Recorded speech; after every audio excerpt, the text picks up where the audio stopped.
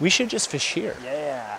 Seeing the Von Wiley brothers today is to know fly fishing, tying, and modern campcraft done right. But how did they arrive at this place and position among the best in their field? It's a question many in the Von Wiley clan wish to forget and would prefer remain lost to time. But for the brothers, the experience that shaped them and helped forge their uncanny instinct for the outdoors is still fresh in their mind, impossible to forget, and part of who they are today. It was a beginning fraught with peril, enough to defeat any man. However, might two small boys survive alone in a wilderness? On October 14, 1969, Canadian timber baron Roswell Von Wiley and his two sons, Timothy and Monty, boarded their family's small plane outside Calgary to meet friends for an elk hunt in western Oregon. Family photos taken that fateful day show the plane on takeoff. It was to be the last time the elder Von Wiley would be seen alive by his wife and family. For the boys, this warm autumn day would be the last time for a very long time that they would know the love of their family or the comforts to which they had grown accustomed. The flight of the Cessna 210 began unremarkably on a course south by southwest over the vast interior of British Columbia. Records from various small airports in the plane's path recorded the distinctive pings from its transponder, as well as several radio messages inquiring about other aircraft and to inform air traffic control in Kamloops of a slight course correction. 15 minutes later, their last transmission was received by Nelson Airport. It was a Mayday alert. Roswell Von Wiley described an onboard fire that was out of control. Radio contact ceased. The burning Cessna flew another 20 minutes, losing altitude. Von Wiley attempted to land it near the Duncan River. He was killed on impact. Miraculously, both boys survived the crash. Though the family and provincial authorities searched for weeks, the Cessna crash site was never found. Winter came early to the region, and rescue efforts were abandoned. Falling back on the outdoor skills their father had taught them in the woods surrounding their Alberta estate, Timothy and Monty Von Wiley set fish weirs and traps constructed from the remains of the Cessna. The brothers hunted successfully for the abundant wild game in the river valley. Even in winter, deer and elk were present. With the rifles and ammunition their father had packed for the ill-fated trip, the boys quickly had an ample supply of venison, which they dried and stored. The brothers survived through that winter and the next, keeping the campfire burning every day, looking out for the rescue party, which never came. 17 months from the day of the crash, a group helicopter skiing a nearby peak saw the boys' campfire smoke. The pilot realized the location was too far from habitation and much too early in the season for deer hunters. Curious about the source of the smoke, he flew directly over it on the group's return to Cranbrook. The boys signaled the aircraft as it passed overhead. This led to their eventual rescue by the Royal Canadian Air Force. The helicopter team who rescued them initially thought they'd come upon a remote native village. Indeed, many of the skills the Von Wiley brothers learned from their father were derived from First Nation tribes. The boys' camp consisted of an elevated meat locker, root cellar, fire pit, salmon and venison smoker, commodious sleeping quarters, a spring-fed water source, and tub for bathing. The RCAF helicopter pilot who returned them to civilization called the compound the equal of any Yukon hunting lodge. Thus began the story of the boys' legendary campcraft. Returning home to their now widowed mother, the boys were shielded from press scrutiny and never spoke of the incident publicly. Nevertheless, Canadian media flocked to their Alberta estate, eager for details about their year and a half surviving in one of the most remote wildernesses in North America. Without the family's cooperation, the Canadian Broadcasting Company produced the 2-hour documentary, Two Brothers Alone.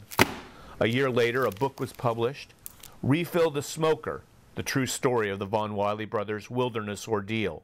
Remarkably, the boys returned to a normal life without losing their love for the outdoors or the skills they'd acquired living outside for so long.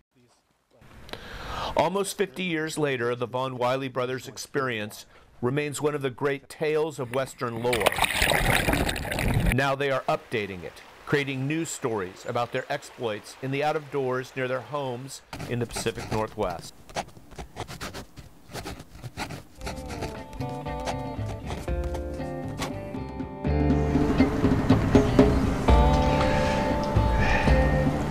So you out of here? Yeah, man, I gotta go. Gotta go. Hate to go. Great trip. Awesome trip. And it couldn't have ended any better. How was your fishing? How did it go? You know, overall, awesome. Your mosquito was just killer. I think the mosquito was the deal. That's the one and only, really, that I had success with. It's a mosquito where the body is moose hair. That's right. What's a little different about it. It floats a little bit better, and it's a little different than your average mosquito out of the fly box at the shop. Right. Kind of thing. But yeah, that's a well, good Von pattern. Wiley tie is always the best.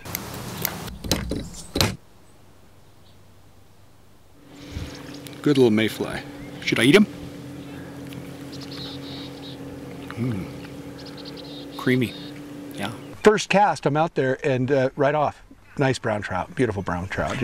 But I want a big rainbow too. Rainbows and browns, they're both really good-looking fish in this lake. There's Yeah. something about the way they grow, the colors and the spots. And, Oh, man. And you know, even the kokanee.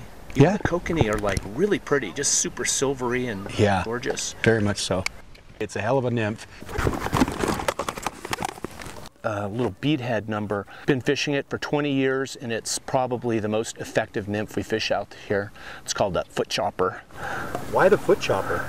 Oh, there was a guy at the camp across the way. When he invented this fly, he got so excited that night, when he was chopping wood, he put the axe right into his foot. Yeah, took 7 stitches, he said. I guess the moral of the story is don't chop wood in your flip-flops.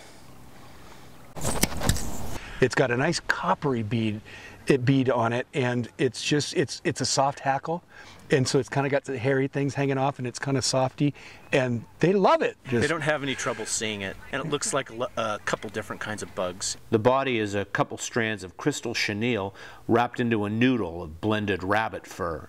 The natural and a lighter shade I call lilac. Ooh, sorry. This could be my big finish. You had the opportunity to catch probably the biggest rainbow you've ever caught in your life. Sure. So how did that go for you? You know, it went well. Yeah, it was a great finish though with that rainbow. I was extremely excited and happy to get him on and get him in the net. We should just be honest about our campsite was maybe not our top pick, was it? Yeah, it was you know, it was close to the water, so that was nice, but it was like a 3 campsite commune. We could still listen to music and enjoy ourselves. We just listened to Didn't really like cramp our thing. Little Feat, Graham Parson, John Hyatt. Oh. Hey dude, what's going on? The Java. Java. What do you want to listen to? Let's listen to this Muddy Waders. Ooh, Muddy Waders, yeah.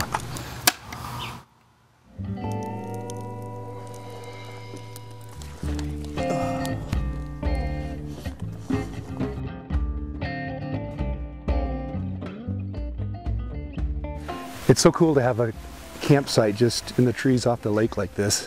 Easy walk. It was good fishing last night too. It was good. Maybe we'll get a little more like that. Hey man, I broke off a few flies last night. Maybe borrow a couple from you? Yeah, totally.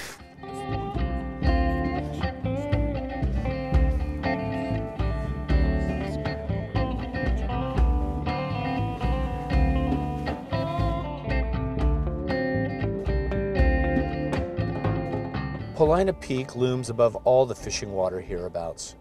From the peak, one may view Paulina Lake, the big obsidian flow created 1,300 years ago, and the rest of Newberry Caldera, the largest active volcano in the Cascade Range. That's East Lake in the upper middle. I think it's going to be a good one, too.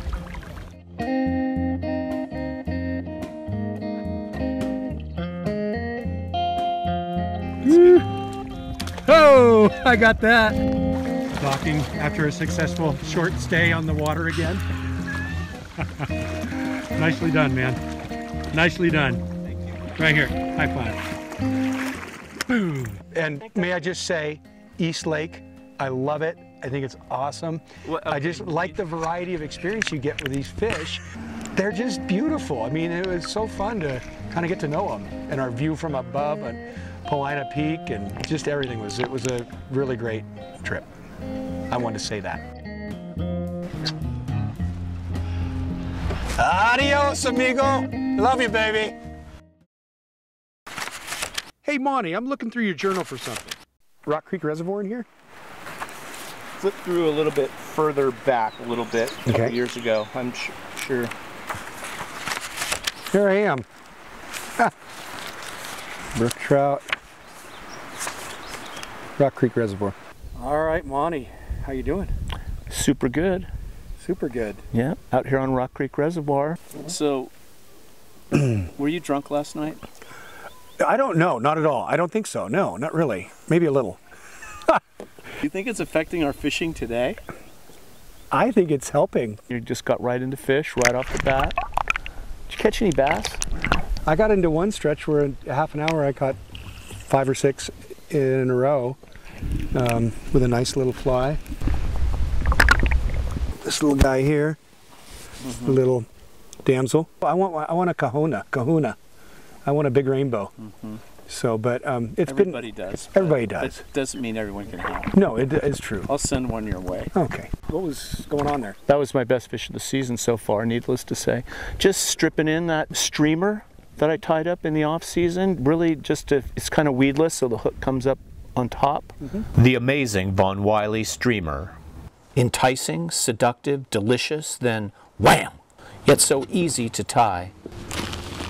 Begin with a straight or down eye streamer hook, size 8 or larger. Then tie a length of 0.20 or 25 lead wire, 2/3 of the length of the hook shank, and bend it back behind the eye.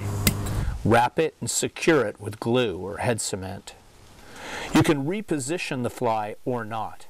Wrap the body with olive poly flash or sparkle yarn. Tie in a red collar on top and the rest of the materials.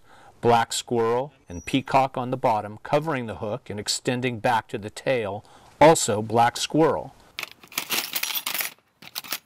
Now you can tie your own. The Von Wiley streamer, such a simple tie. If you find it effective, please release your fish gently, but well oxygenated and energetic. And don't forget to remind them, come back soon.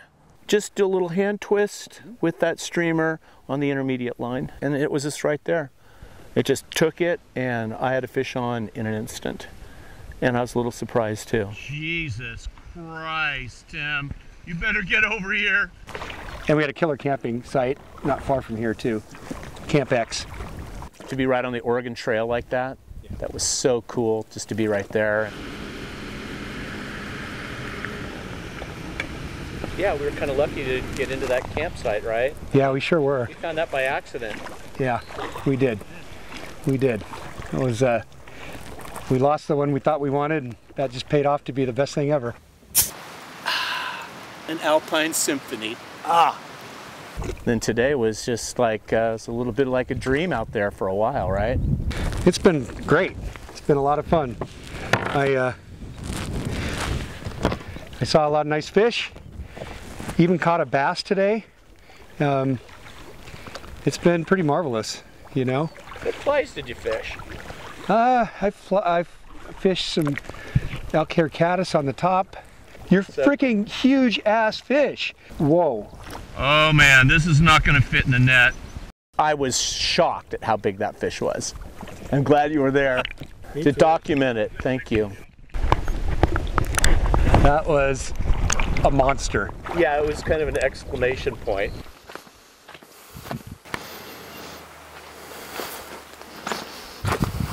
Message to Tim or Gary, whoever shows up first. I'll be back late afternoon to tie flies. The fishing's off the chain. If you go out, wet fly swing a little number 16 or 18 in the top foot or two. Hang on. Hey, you made it. Hey, yeah, you weren't that hard to find. Nice fish. He's a puller. Whoa, whoa, whoa, now So my brother Timmy made it out, as always. He's a fighter. A little late, but in time to fish. The hang of this. Gary was, unfortunately, a no-show. We knew he wouldn't want it to spoil our fun, and it didn't. The Crooked River below Bowman Dam is a unique tailwater that flows cold and not particularly clear for most of the year. Wedged into this high desert canyon, the heat of summer drives most anglers away, which is good for the fish here. Wild rainbow and whitefish. When the season and waters cool, anglers return. Back at camp, we had a surprise visit from our executive producer, Stout Hodgman. I'm Stout Hodgman, and I love a hearty breakfast by the river. It gives me a kick. We attribute our good luck fishing to a couple of things, but mostly we owe it to our lucky fishing hat. My brother Timmy wears it too. All wild things are strangely attracted to it. Woo-hoo. Besides the good luck we get from our hat, we also do pretty well fishing the Wiley Brothers line control method, which everyone else calls line control. Yeah. What a day. We nailed them. Yeah. So we'll just fish these 16s and 18s, and we'll just share what we've got here. First, make sure your leader and tippet are the right length and taper for the conditions. Here, we're fishing 9 feet total to 6-pound or 4X tippet on the point fly. There's a dropper fly about 7 feet down attached directly to the leader. Oh, I might have to go after him. That's a bruiser. But the Wiley brothers don't use strike indicators, and here's why. He's a good one. Focusing one's attention on an orange plastic ball moves away from what we're trying to do in the first place, which is to determine where and at what depth the fish is swimming, then hit it on its snout with your fly. Anticipating that strike, then raising your rod to find a beautiful wild trout attached to it is one of this sport's sublime rewards, and worth celebrating.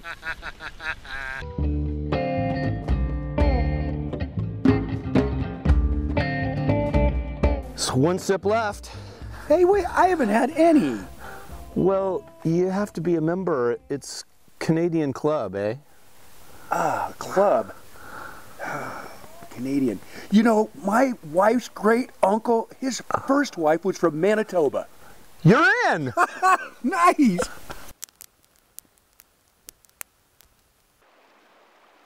Is that the same shirt you wore yesterday? This is for continuity. That's what continuity smells like.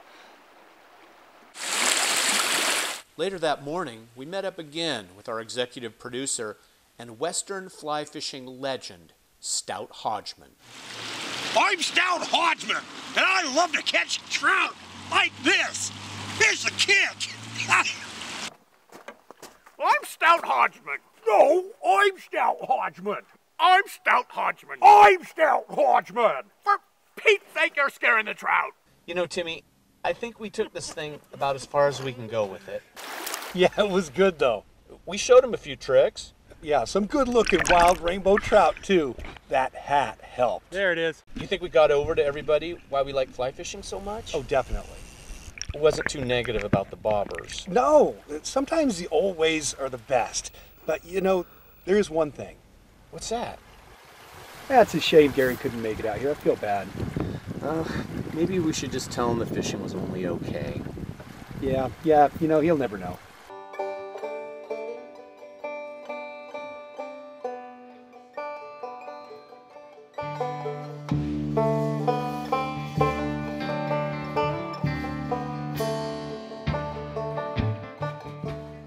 Here you are, boys. That'll be good while I'm gone. Oh, thanks, honey. We will. Thanks, honey. Bye. Did you call my wife honey? It's a term of endearment. I use it for anyone in our family or our tribe. Did you forget her name? No. What's her name then? Honey. This ought to get that eggnog up on its hind legs. You want some? Sure. Okay.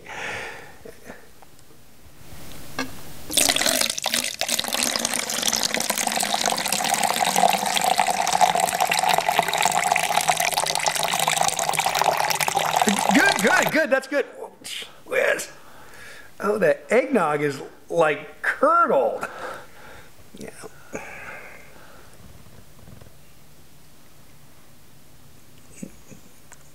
That's pretty good, really. Maybe it could be a new thing, a Christmas drink. Whiskey-soaked eggnog curds. That doesn't sound very appetizing. This tree's a fire hazard. What do you mean? We just cut it down up in the National Forest with a permit, totally legal. Good for his coat. Makes it shiny. You know what's fun to think about when it's cold outside, but you're relaxing by the tree? Oh, Christmas. Trout fishing. Yeah.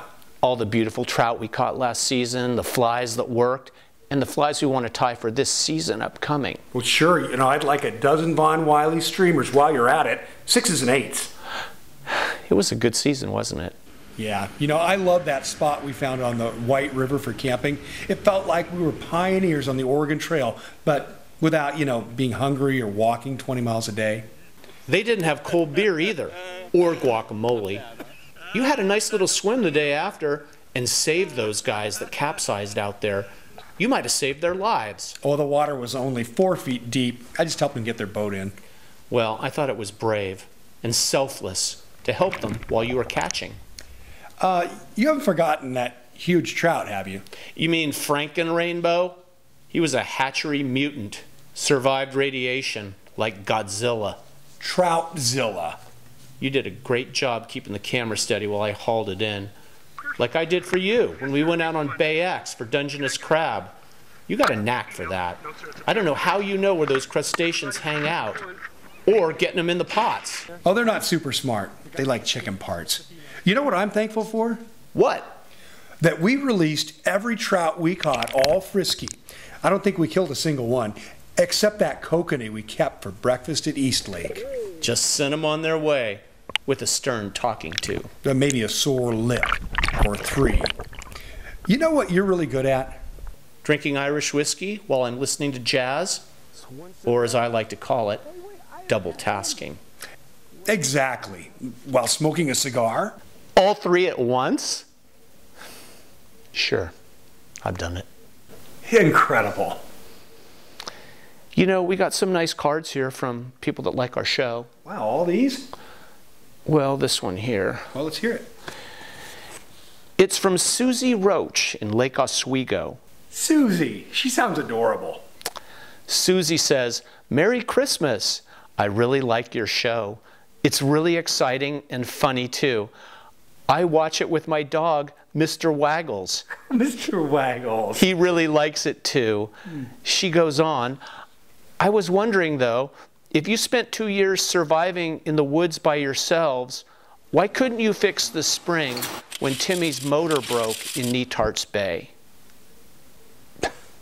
Oh, thanks for the nice Christmas card and the good question, Susie. But you know, if you'd read our book, Our Wilderness Ordeal, you'd know we were too busy building shelters and trapping wild game so we didn't freeze or starve to death. Sheesh.